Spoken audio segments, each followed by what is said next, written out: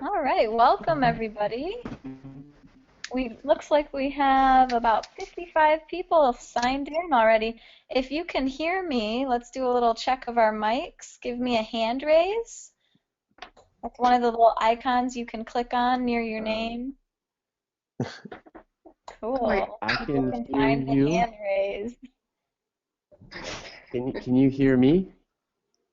And Mick's here too. He'll be one of hi our Mick. panelists. Hey, how's it going? Hi. Wait, I'm trying to figure out if maybe I got it. Hey! Great. Hey, Okay. Krin. Hi, my dear. How are you? I'm good. I'm happy to see you on my computer You too. screen. It's been a while, huh? I know, baby. Hello, Matt. Hey, Mick. How are you? Hello. I'm good. Yeah, I think we crossed paths at Gypsy and Pat's place once years ago. Yeah, I think I was actually just thinking about that, and I think you were right. Yep, I was in the little apartment underneath Seventh Shana. Sure. That was with, I want to say Raph, and was that when Raph was living there? Or Yep, yep, he Yeah, was in the little room. yeah. Hey, quick Awesome. note, Mick. Quick note. Matt, looks like you're still sharing your screen to folks. So if you can stop your screen share, You don't people want can to stare at my stop seeing. icons? Yeah. Yeah. Wait. So Mick, we're live to folks now. Okay, already. Yep. Yeah, it's 7:02, Wow. so we're getting started. Good to know. Okay. All right, well, I guess I'll start. Hi, everybody. Colleen McEntee coming to you from Ann Arbor, Michigan. Happy to be helping moderate this session of our second Circus Now webinar. This is the first in a series about meeting the pros. And today we have 3 pros that you can see on your screen that Duncan will shortly introduce. But I just want to tell you a few things about the webinar platform and get you familiar with the tools if you've never used GoToWebinar before. So everybody already tested their hand raise for the audio. I'm assuming you can also see all of us. Can we get another little hand raise if you can see 1, 2, 3, 4, 5 people on your screen? Great. Cute Okay. little hands going up. So there are a couple of features with GoToWebinar that everybody should know about. The first one is the questions box. So I see there are already a couple of things in the question box, and as the webinar goes on, I'll be kind of moderating those and filtering them to Duncan and our speakers. There's also a chat box that anyone should be able to submit something into, so we're welcoming your comments and feedback in that area. As for the structure of this webinar, Duncan's going to start us off with the introduction of our concept, introduce our panelists. He'll ask a few targeted questions to them, and then we're going to open it up to you guys to ask questions to our pros today. And please know that you don't have to take copious notes. We're going to have this whole thing recorded, and afterward, we'll continue the conversation in a Facebook thread, and we'll also have a shared document that will push information out to you at the very end of the webinar. So I think that's everything that I have for you guys. We're so happy to have so many people here, 67 of you now, and I think it would be really cool just to test out your chat box. Go ahead and introduce yourself, say where you're coming from today. Let's see where people are tuning in from. And while you're chatting, I'll go ahead and say a few words. First, an official thank you to Colleen for organizing a lot of this. She, with the other folks, is our webinar captain. So thank you, Colleen. Twinkle fingers. Also, we're going to do about an hour here tonight. We realize that's just really, really, really the beginning of a conversation.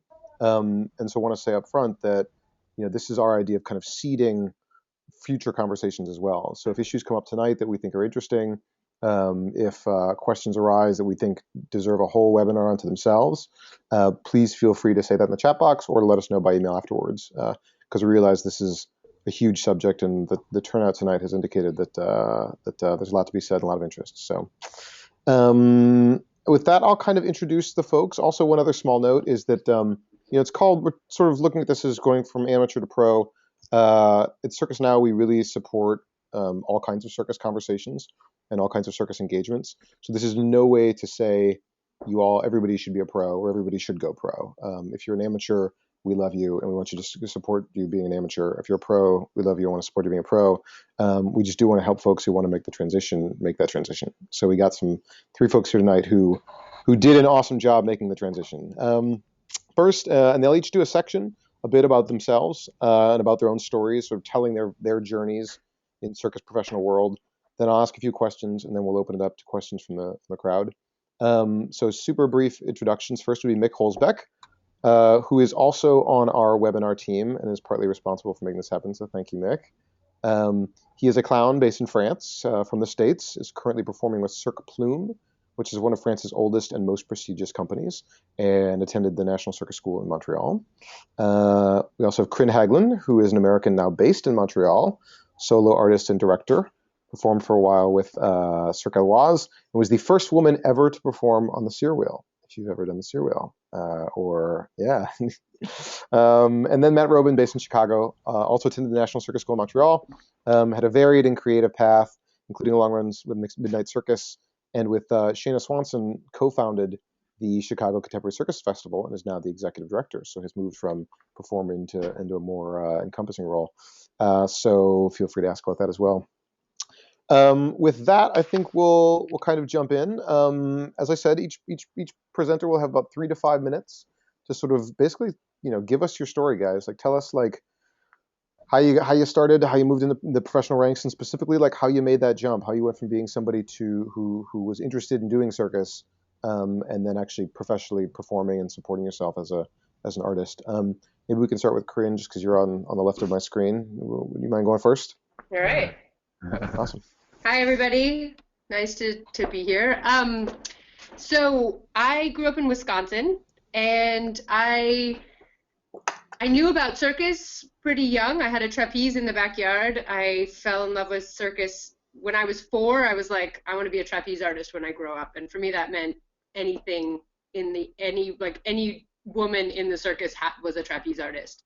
But there was no circus schools in Wisconsin, and now there are, but there weren't then. And so I was a dancer, and so I had done, I was a pretty serious dancer throughout high school, but then, come end of high school, I just followed my path, and I went to college, and, I kind of always loved circus, but I just didn't see it as a path. I didn't think that there was any possible way that I could work in circus. Just didn't even seem like an option. And then I saw Cirque du Soleil when I was early in college, and I was kind of like, oh, how can I get an audition for that? And then Cirque Éloise came to Northampton, Massachusetts, where I was in college my senior year. And there was another woman whose name is Ruby Roat, and she had gone to Amherst, and she gave a presentation. And this kind of all happened at the beginning of my senior year of college. And basically at that point, I'd had this circus dream since I was little. And then I basically would go to I started to research circus schools, but for me, I never really thought about Montreal. I just knew I was really interested in San Francisco. And so at first I basically thought that I would move to San Francisco and circus would be my hobby. So at 21, I had basically kind of given up, and I thought that circus would be the thing that would make me happy and I would get a day job. And so I did. I moved to San Francisco, and, I had loans, and we had, so I was just getting started. And so I got a job, and I went to circus school at night for a few years, and then it just kind of became every night and weekends. And so, and in the San Francisco program was a la carte, so basically you would just choose your classes. So then I just started taking more and more classes, and then I went part-time at my job, and I did the Clown Conservatory in San Francisco, and then I did the Pickle Circus for 2 seasons. So the Pickle Circus was a professional company, but not a full-time year-round company at that point. So so I did the first year with the Pickles, and then The second year with the Pickles was directed by Gypsy and Shayna from the Seven Fingers, and actually in that time, that's how I met you, Matt. Hey, Matt Roben. My first ever gig was in Matt Roben's mother's school. So I am forever indebted to you, Matt Roben. Yes, So from San Francisco, so I met Gypsy and Shayna and kind of saw the world of Montreal. I had seen Daniele Finzi-Pasca's show Nomad with Cirque Éloise, and I was like, that's what I want to do. And in San Francisco, for somebody like me, it was really hard to get work as, a sort of clownish aerialist. There was work for the straight aerialists who did a lot of corpos, but there weren't so many people kind of who fit like sort of these kind of quirky aerial girls. There wasn't anybody else like me, and so from San Francisco, then I made connections with Cirque Éloise and was hired by that. So that's kind of my path. So from university, I was still a dancer, and then San Francisco, I took classes as much as I could afford and make it work. And then I went part-time with my day job, and then I became, I just sort of did less and less of the day job and more circus until I moved to Montreal. And suddenly rent was affordable, and you could, and I had a contract. And so, Montreal was a lot cheaper than San Francisco, and so I could live as a circus artist in San Francisco. So that started about 11 years ago when I came to Montreal in 2003, when I was starting to fully support myself in circus.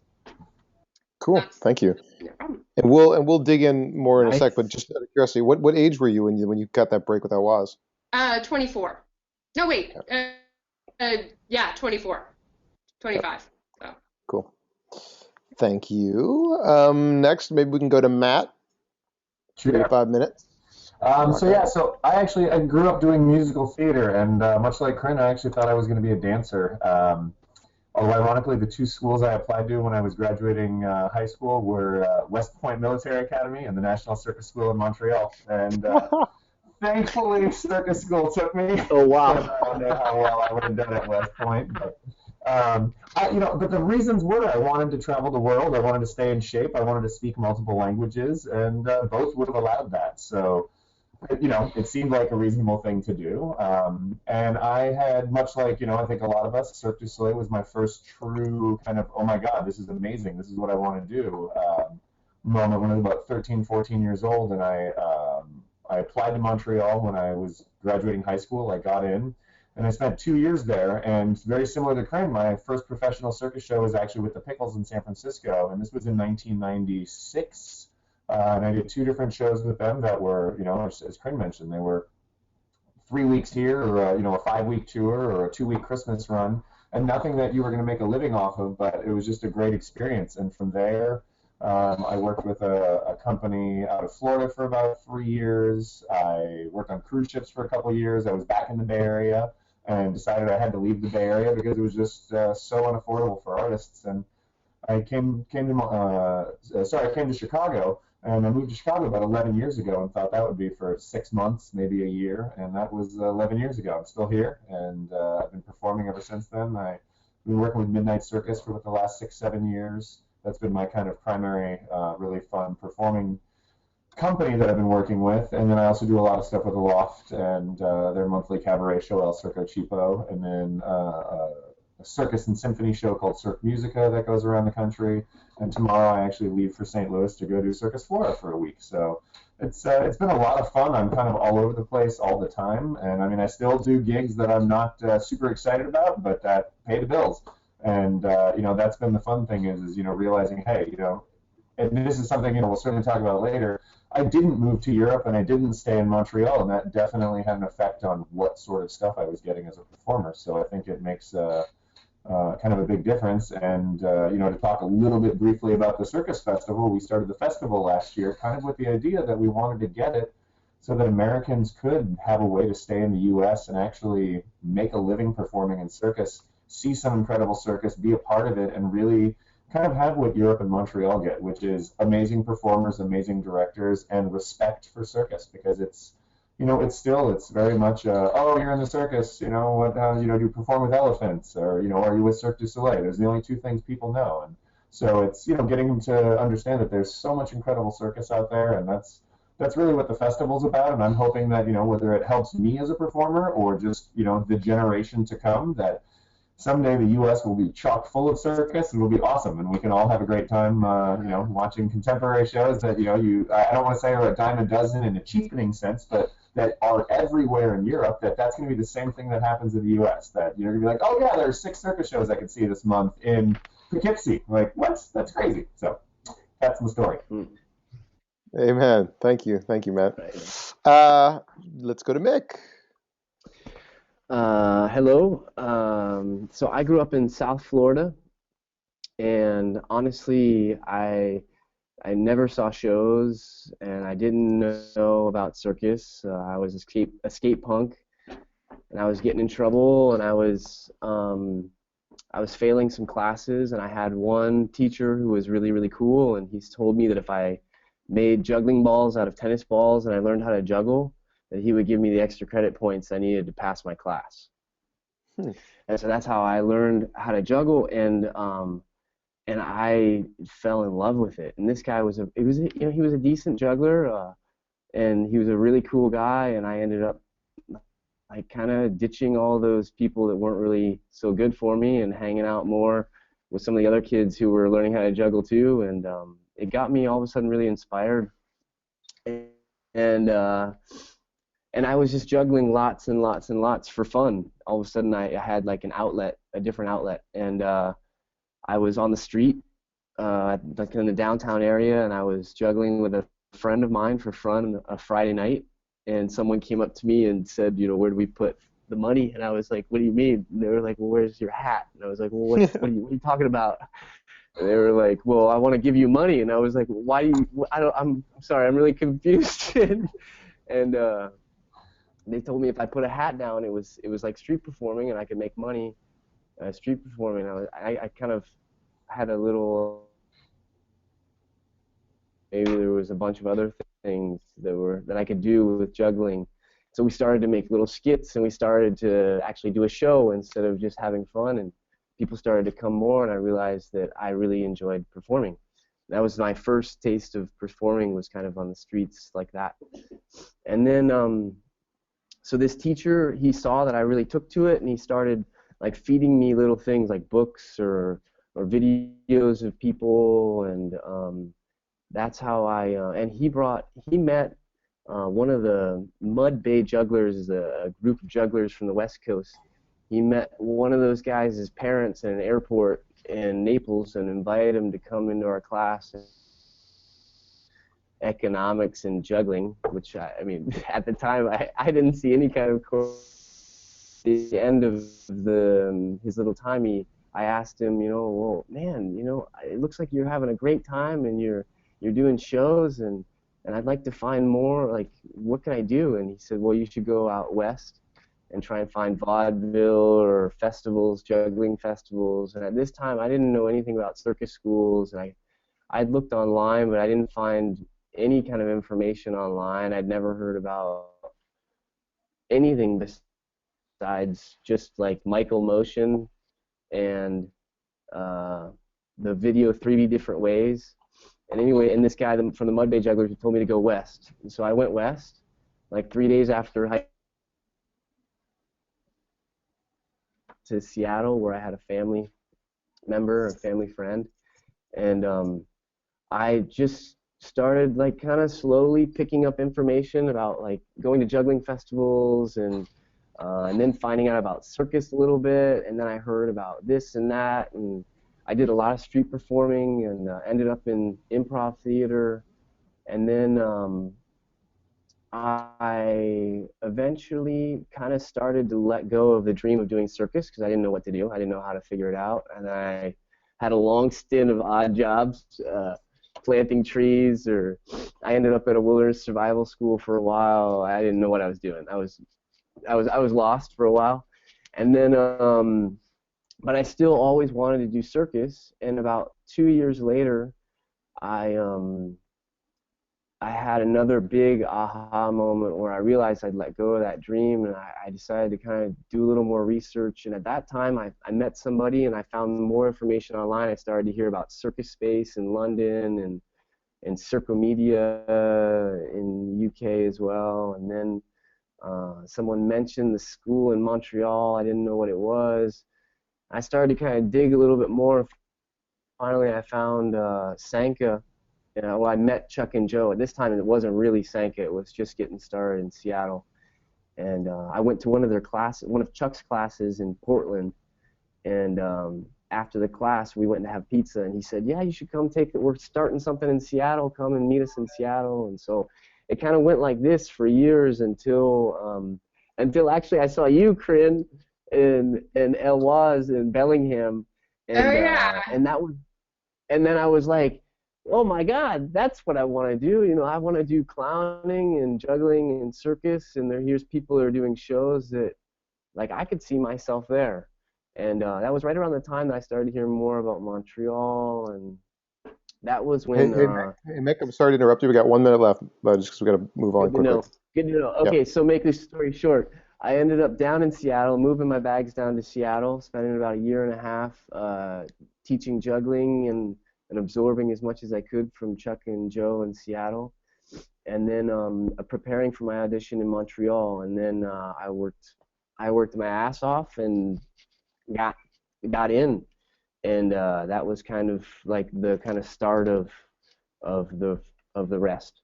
I think that was a minute. That's good. Thanks. Well, I mean, I have one question for you. Is like and this is just sort of moving into this kind of question period, which we'll do for about 15 minutes. Is for you like that moment when you decided to go to circus school? I mean, it sounds like it was a really sort of conscious decision for you. Could you talk a bit about like why you made that decision at that point to go to Montreal and how it's affected your professional path afterwards? Yeah, I mean, I really wanted to do circus, and I was kind of realizing that, like, I wanted to learn it all.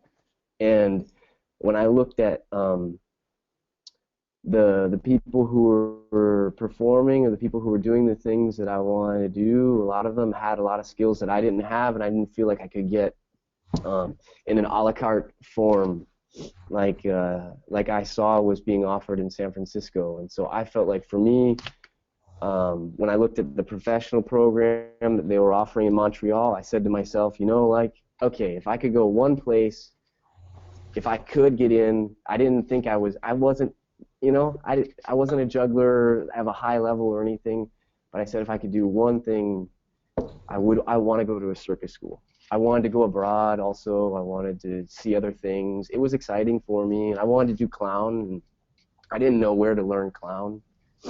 I didn't know really where to find teachers for clown, and so for me it seemed like if I could make it into a professional program that they were calling, a 3-year program where I would have intense circus all the time, and if I could get into that, that was what I wanted for me. And so I decided to kind of, I had some people who kind of said, you know what, all right, now you just need to do something. Like, you either do it or you don't. and I'm really happy I made that choice, because it opened up, it taught me a lot, and it opened up a lot of doors that I didn't know how to open otherwise. So. Mm-hmm. And I'd like to talk about those doors in a sec, but first to Krin, like you had the same moment, it felt like, or I imagine there was a moment when you were kind of deciding, you must have known Montreal existed, right? Probably knew the other schools were out there, decided to stay in San Fran, or how did that go for you? What was your kind of thought process at the time? Yeah, for me, going to Montreal wasn't ever really an option. I had to work, right? Because I had already gone to university. So for me, it wasn't like, I did that. And so what I realized when I got to San Francisco pretty quickly is that, I started training circus at 21, really 22. And I looked around and I saw these kids who were these amazing acrobats being trained by Mr. Lu Yi. I mean, this is like the kids that were there were Will and Brad and the Cruz brothers, who basically became the original cast of Traces after they went through Montreal. But basically, they were already amazing. They were at in that my point. first show I ever did. What? That was the cast of the first show I ever did. They were 9, 11, and 12 years old, and it was Will, Francisco, Raphael, and Brad. And Yeah, they were amazing then. Yeah, they're awesome. And I was like, so when I saw these kids around me, I was like, well, how am I? There's no chance, right? Like, for me, I was like, I realized, like, wow, these guys are such good acrobats. And I realized, like, I was already a grown-up. I was already an adult.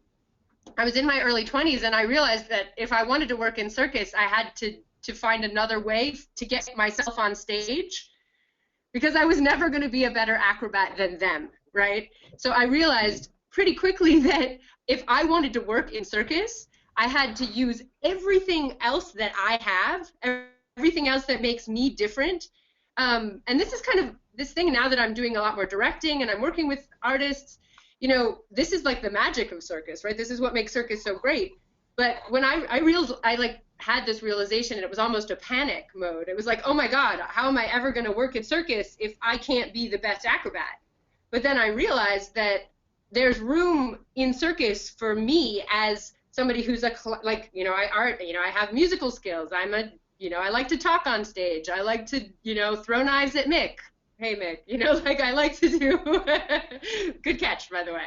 I like to do a lot of different things, and I realized that that's what I thrived on. And so when I started to, when I started to think about my own training, I was very scrappy about it. It was like, okay, how can I use all of these other things that I already have that are me? I had this dance training, I have this sort of like theater training, all these other things, and combine them with the circus skills that I do have and I can master to say these things that I want to say. So for me, that sort of scrappy attitude worked enough to get me hired by, first by the Pickles, and then, really it was that connection of Gypsy and Shayna. Through them, I made the connection with Elwaz. And so, and really for me, the best training that I've had in terms of my training was all on the creation of Rain. So the most important training that I've had has all been, it's been on the job, which, but for me, I think sort of the things that got me there it's just this scrappiness of being able to say, okay, I don't have these other things, but what else can I do so that I can be a good performer? Because, nobody's going to hire you because you have a degree in circus. Like, Mick's a really good performer, and he's really fun to watch. But I'm not going to hire Mick. Hi, Mick. But I'm not going to hire Mick because he has a degree. I'm going to hire him because he's a good performer and he has all these skills. So, for me, and it's not to say that the Montreal, these schools are absolutely wonderful, but that's not the thing that's going to get you work. The thing that's going to get you work is being a good performer and understanding what you present on stage. What do you look like? Do you have a pointy nose? Are you round? Are you approachable? Are you like a diva? Whatever it is, you have to have this scrappiness about it, particularly if you're starting circus as an adult, I think. And because I had the Cruz brothers to compare myself to, it was like, I developed right away. I was like, okay, you have to just use what you've got and then make it work. Okay. Yeah. Can I say something quick? Just because I think people might find it interesting to know as well is that I didn't get into circus school until I was 24 or so, and I didn't start circus training at all until I was 22. I think I didn't learn a cartwheel until I was 22. So just so that people understand as well that at least in my story as it was that. And I worked my whole way through circus training as well, and even while I was at circus school. So just so that people understand a little bit of even though I was a free spirit, I didn't have the luxury to do necessarily what I wanted to do, but I also was very, very lucky, and I worked hard so that it happened. but it was kind of at a later date, and it didn't necessarily. I I I wasn't. It wasn't necessarily planned that way. Sure. I want to echo something Krin actually said, which is you talked about all the different skills you always had in life that you ended up using.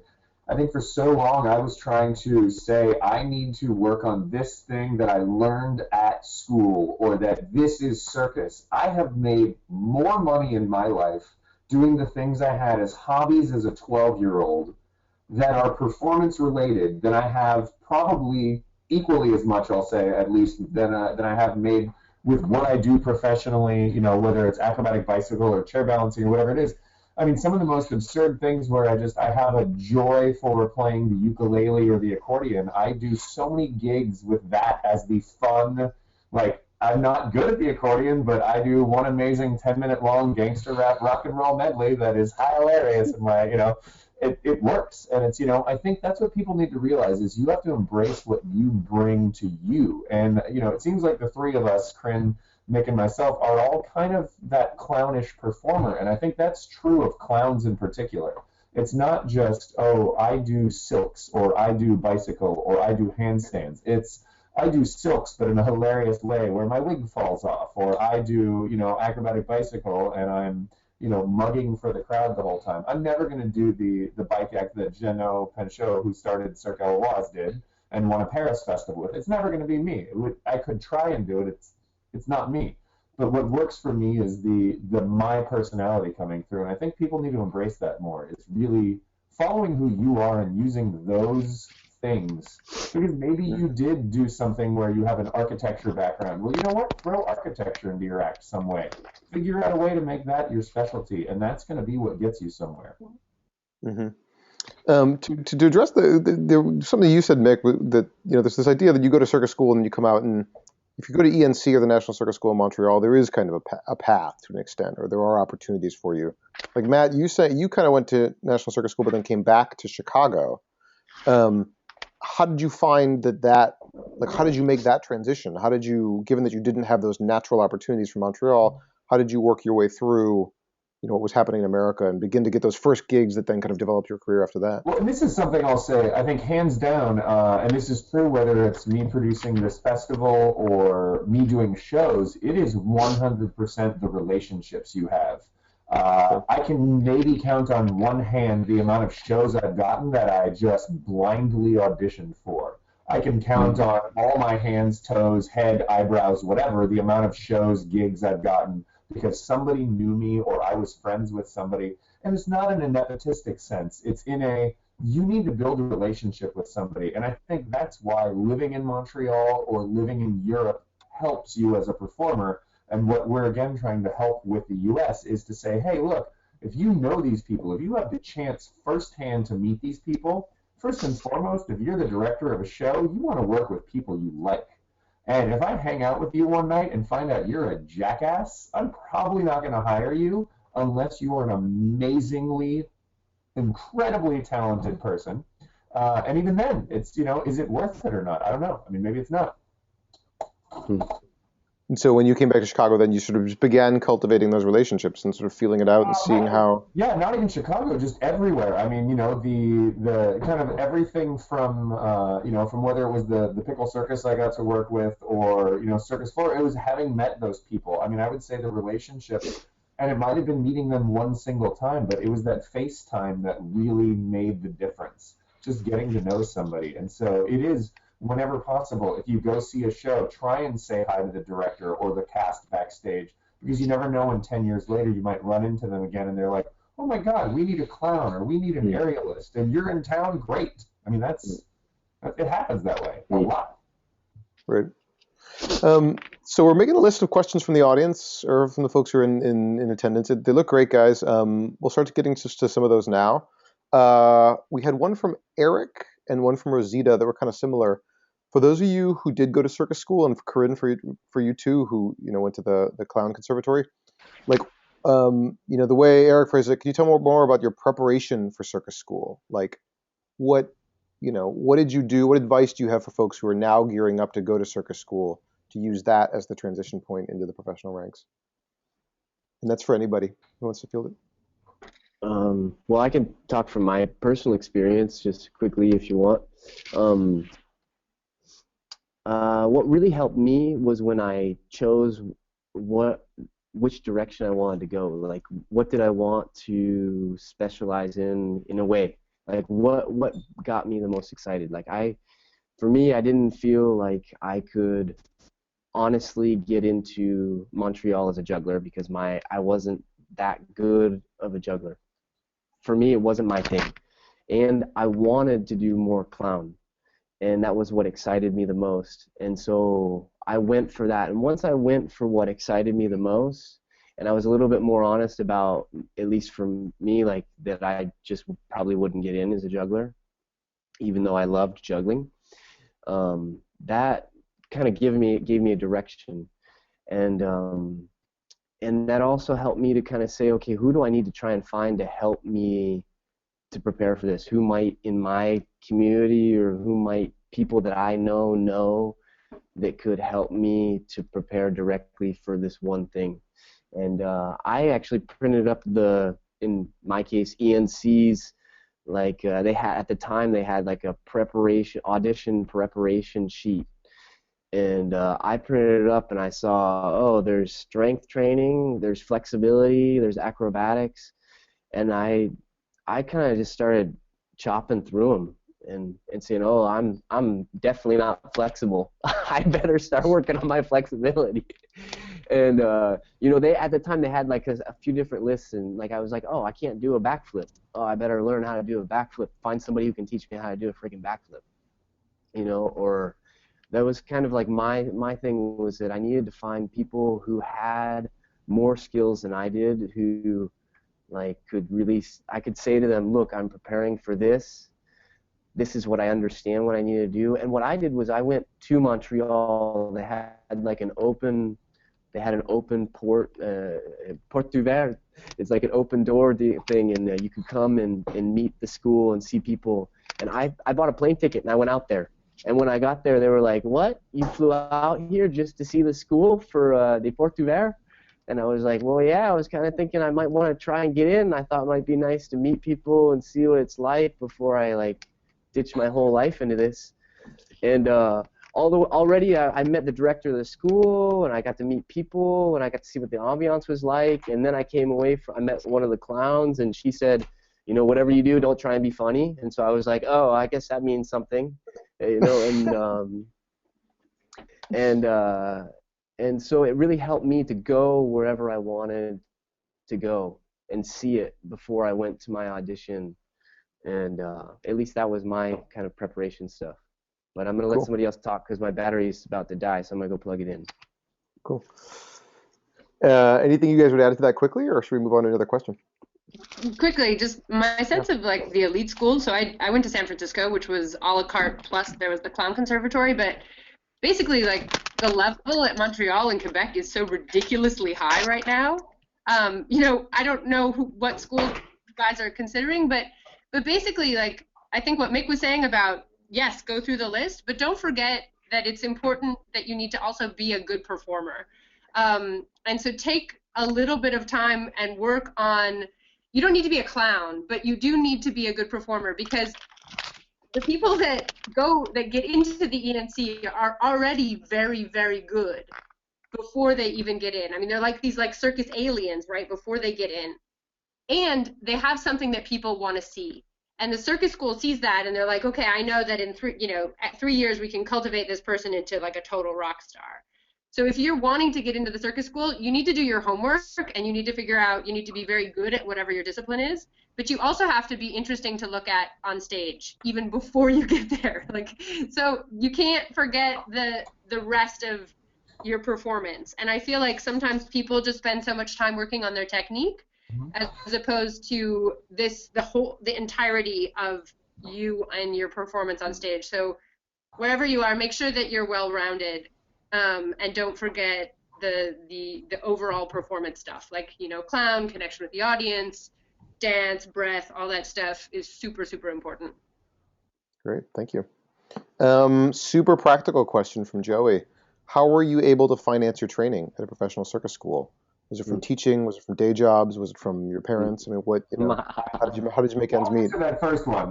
When I went to ENC, it was $2,500 a year, and my rent was $100 a month. So you could basically be on the verge of homeless and afford to go to ENC. Now I think it's a little more expensive. Montreal's more expensive to live at, but I mean, this is something we see in Chicago. It's, people who have saved up, they've worked for a couple of years to save $20,000 so that they can afford to do it. I mean, there's no reason to say, you can take out a student loan to go to Stanford. You can take out a student loan to go do a circus training program for a year. I mean, if this is something you're serious about, you need to treat it like a job, and it has to be. You have to spend the time, the money, the resources. You need to explain to, if you're young enough and your parents are still willing to support you in it, why this is what you need to do. And, hey, look, I'm going to spend a year or 2 years, give them your plan. Like, I'm going to spend 3 years working, and I'm going to go from this school to this school, or I'm going to spend my 3 years at this school. It's going to cost me this much money, and I'm going to do it that way. And it's quite possible that you're going to also, like many people, look at people who go to New York to be on Broadway. They work, 50 hours a week as a bartender waiter so that they can afford to take some classes and perform in cabarets. And I think it's very true with circus these days too. And depending on the city you live in, I think that can change. But you need to treat it, even if it's not, if this is what you want to be your career, you have to treat it that way, and you have to spend the time and the money and the resources to make it that. Cool. Krin, especially from And you. to add to that, Yeah. circus is a weird job, and it's kind of a strange life, and there's a lot of uncertainty about it. And I find that circus isn't something that people just fall into. There's a few, you might get like some amazing gymnasts who fall into it. So, in terms of financing it, there's a lot that you can do with, saving money, but most of training actually happens on your own, unless most of it is like the amount of time you spend training and also your mental training when you're not in there. So, if you've decided that circus is the thing that you're going to do in your life and you don't have another choice, then you just need to be scrappy, as I said before, and you need to figure out every single avenue. But you don't actually always, the circus schools are great, but if you can't afford it, you can do a lot of training in your own living room, depending on what your discipline is.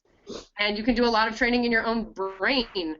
You can be creative and think of things, and if people really, if you're compelled, if you have to do circus, if that's what you have to do in your life, then you'll find a way.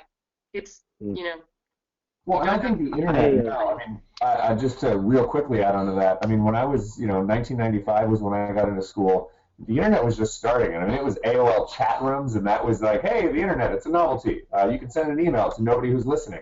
And we had a video library at ENC that was literally VHS cassettes. I know, this crazy ancient technology where they carved into stone and you could see magic. But it's now, I mean, you could spend 100 hours a week watching videos on YouTube, whether it's a video of a show or a video of how to do this skill.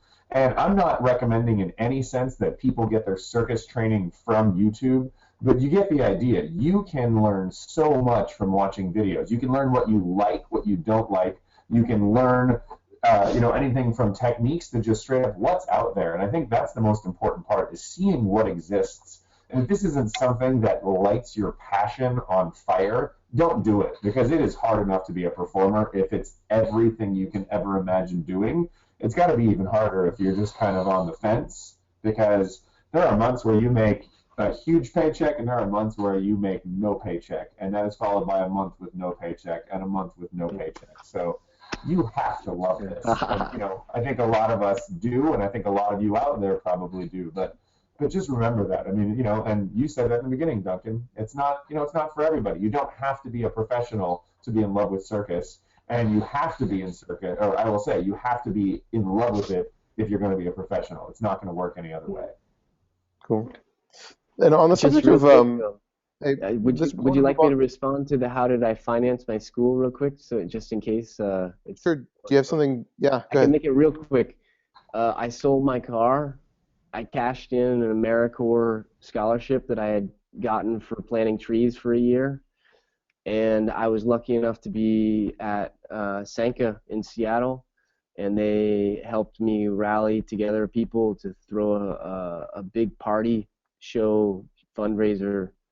And so it was basically like I tried to pull in as many friends and people and say like, hey, look, I want to go to do this thing.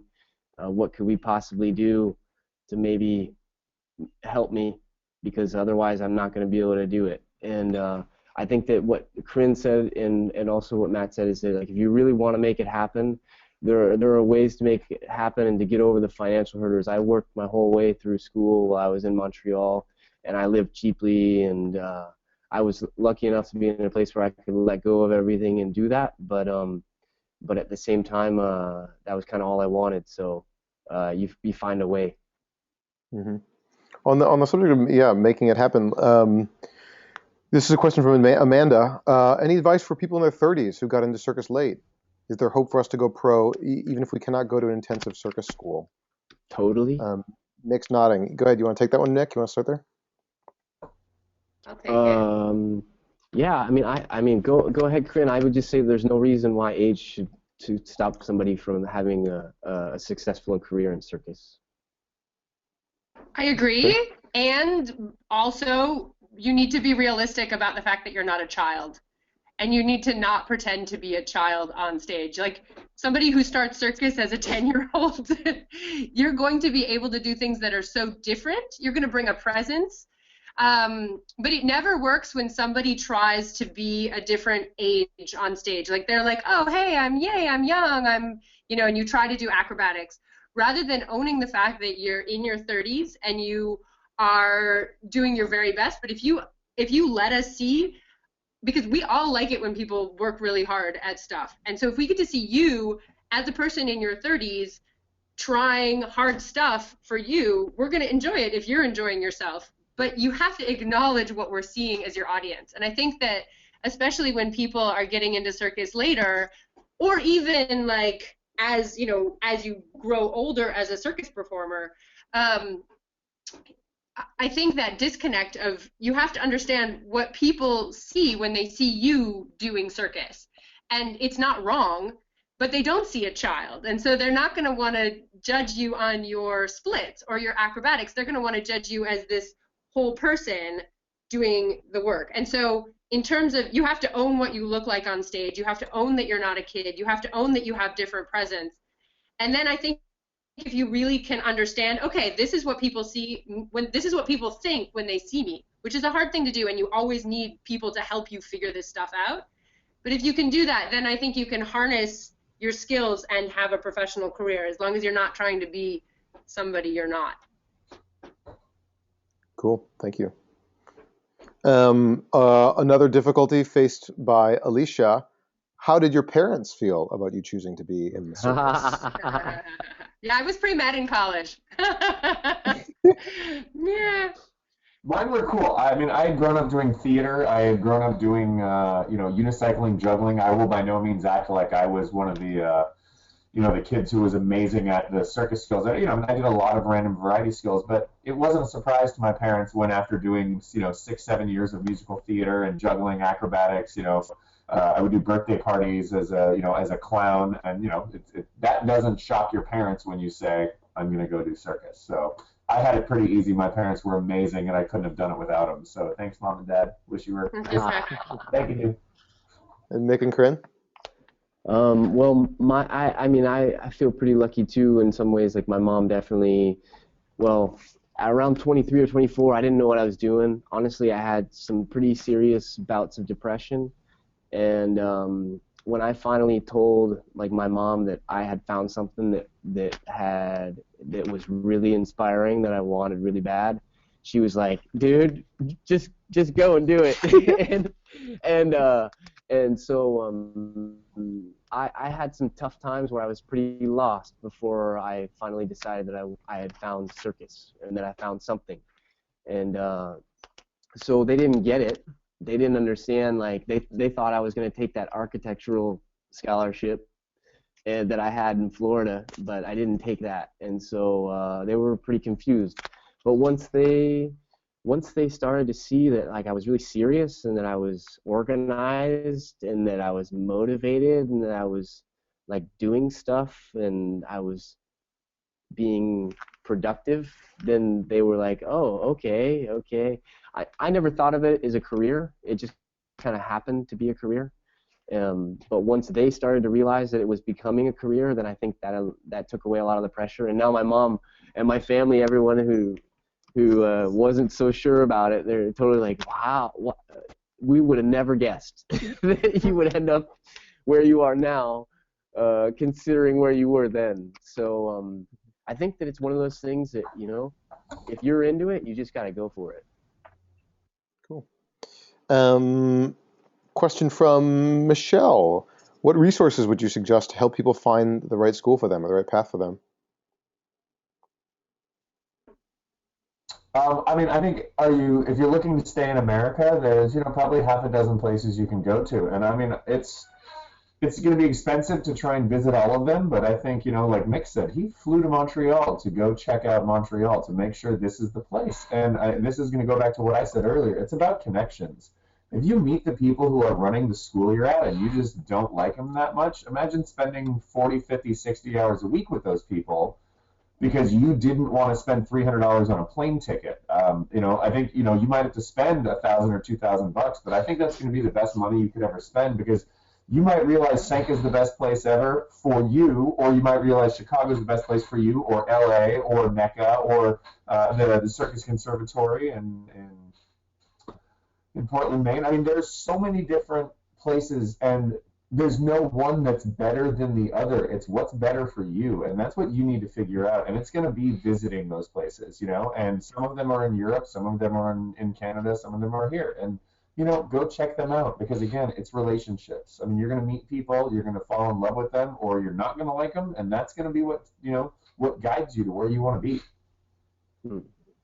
It also depends on how old you are. And I mean, the practical things, a lot of the schools don't take people over, you know, what, like 27. It depends on how old you are. It also depends on what your discipline is, because in some cases it's better just to go train with a coach and not go to circus school. And just, if, you know, it depends on what you already have. Like the circus schools aren't the right answer for everybody. And so, you know, if you're young and you want a well-rounded circus education, you should absolutely go for it. But if you exactly know what you want to do, sometimes it's better just to go train with a coach. Yeah, I agree with that. Like, I think that it's good to be realistic about our situation, our personal situation. Are we, you know, are we in our teens? Are we in our 20s? Do we have children? Do we not have children? Can we leave our job? Can we not leave our job? To be realistic about that, and then also be clear about what you want, and to try and find some of the resources to know what's out there, because maybe that's something we can do after, you know, that we can post up on Circus Now Facebook or something. It's like there's so many schools out there now that there are lots of options, you know, in the United States and out. And before it was really hard to have information, but now, you know, in some of the French schools, you can get government assistance from France, even as an American, for your training at a circus school in France. But you know, we don't know about those things. So there's lots of different options that are out there, and I think the best thing to do, like, is just to get as much information as you possibly can by, as you were saying, Matt, meeting people and asking questions and not being shy to try and dig a little bit. Afraid to walk up with people. They, you know, you show up in a random city and you have nobody you know, and you would love nothing more than to find there's another performer in that city who's excited to meet you and wants to talk to you. And hey, buy me a beer. I'll be your new best friend. I promise you that much. I mean, I would never once say to somebody, "Oh, nice to meet you. I gotta go." Say hi to somebody. I mean, I called Michael Motion at his house back when there was like no internet, when there was no information. There was no information. So I went on Yellow Pages and I looked up all the Michael Motions in New York, and I called them all. And I asked them all the same question: Are you Michael Motion? Yes. Michael Motion, the juggler. And I would either get yes or no. They were all no until the day I got one that said yes. And he said, "Yes. How did you get my phone number?" And I said, well, I looked it up online. And he said, well, here's my email. Write me an email, and I'll answer your questions. What are you calling me about? And I was like, well, I'm calling you about trying to find. I wondering if you want an apprentice. Wow. Good. Wow. Right Well on. done. Yeah, that's But amazing. he never wrote me back. But I knew that okay, the idea of me being Michael Motion's apprentice, that was out. Cool. We got just a few minutes left, guys. A couple more questions. Is it better to train in one or two disciplines, or work on many different skills? That depends on how you want to work. But I would say, I mean, all of us do many things. I've made my career on doing many things on stage. You know, I do wheel, I do balancing, I do manipulation, I do aerial, and I do character clowny stuff too. It gives me a lot more options. Like, what if I have a single point, or I can't rig aerial, or I can do my wheel act, or I can't do that, I can walk on bottles. Like, you know, again, if it depends on how, you know, if you're really amazing at one thing, great, but you will be very limited in how you can work. Yeah, I mean, I will say I have friends who they've done their entire career doing the exact same act, and they're super satisfied with that. And I do bicycle as my main thing. It takes a 28-foot perfectly flat.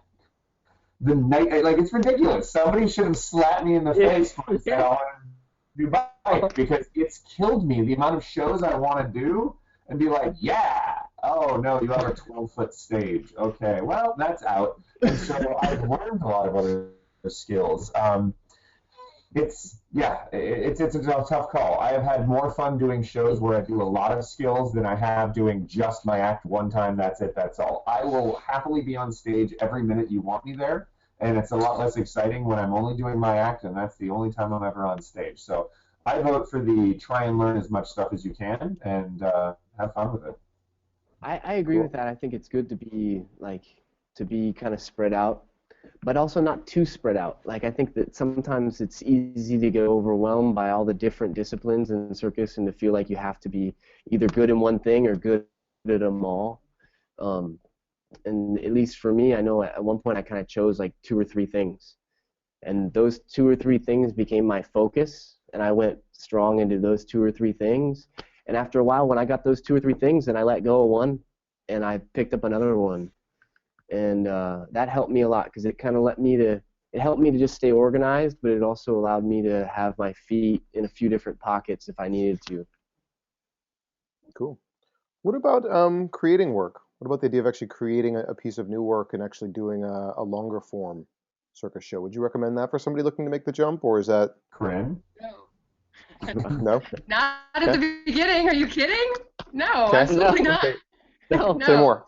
Creating work is great, but it is invaluable to be directed by good directors. Like, if you want to improve quickly and you're really motivated to be in circus, I wasted a lot of time trying to direct myself, and it was a huge mistake. You don't need the ideas and what you do and your motivations, like, and your, you know, inspiration in circus, that comes from you, but having a good director you're so much more efficient with your time, but you can make really beautiful work. And my advice is try to work with the best directors you possibly can, and you'll make better stuff. And then once if you want to go for it by yourself, That's sure. so far down the road. That's Yeah. like, if we're talking about solo show or long form stuff, like, there's so many, and it's one of the hardest ways to make a living at a circus. Yeah. You know, I mean, you need to be 50 years old like Krin if you're going to do a solo show. It's at least, and at the end of your career. Oh, I'm joking. It's lovely. My God. I love being on stage, but like I bring up so many members from the audience, because like you're alone on stage for an hour, so I'm like, let's bring more audience members up. But yeah. But also, why not? But okay, we say like, oh, make a solo show. Yeah, it's hard. It's definitely hard, and it takes a long road to get to the point where you want to make a solo show. But at the same time, if you want to make solo stuff, like, I think all the thing about circus is like, whatever you want to do, you gotta go for it. And that's the kind of scrapper attitude, because there's no clear way. You know, you got to kind of go for whatever is in you, and that's the right way. Like, and you know, sometimes it works and sometimes it doesn't work. And I think to add on to that, it's know your strengths and know what you're good at and know what you're and be realistic with yourself. I mean, that's really all it is. If you can't be honest with yourself about what you think are your strengths, then just, I don't know. I mean, that's true with everything in life, though. I mean, really, if you figure out, hey, I got this, I've got this, I've got this, and I've got this passion, then do it. But it's a long road, and I mean, but it's a wonderful road. It's been an amazing, awesome, fun time. I'll say that. Cool.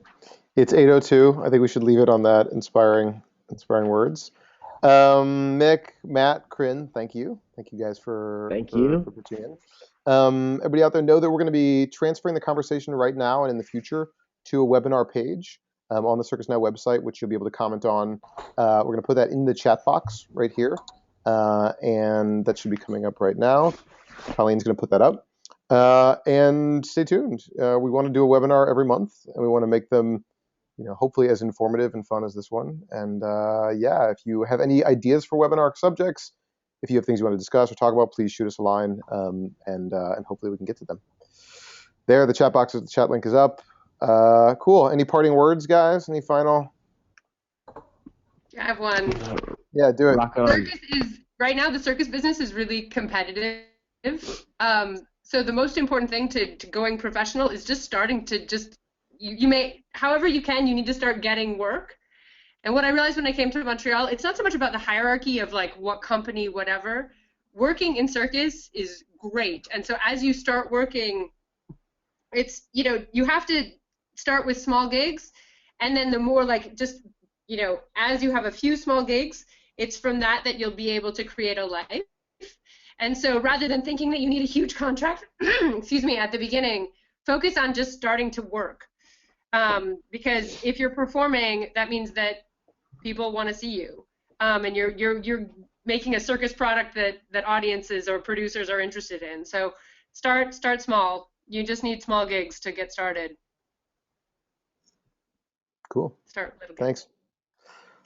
All right. Colleen, did you want to wrap it up? Are you coming back to say goodbye, or are we going to load it out here like this? Sure. Well, thanks everybody for attending. There are some questions we didn't get to, and they are in the shared document link that I sent out. But also, as Duncan said, please continue this conversation on the website link as well. When you do exit the web, exit, because we need the recording to record. And if you wouldn't mind filling out the quick survey to help us make these better for you in the future. We're really glad to see so much participation. This is amazing, and thank you to all of our panelists and Duncan for moderating the discussion. This was really cool. Yeah, thank you, everybody. It's been fun. Hopefully, we'll see you here again next month. Bye, guys. Bye. Bye, everyone. Bye, everyone. All right. All right. Over and out. Over and out. Wait. Bye, Krin. Bye. Bye, Mick.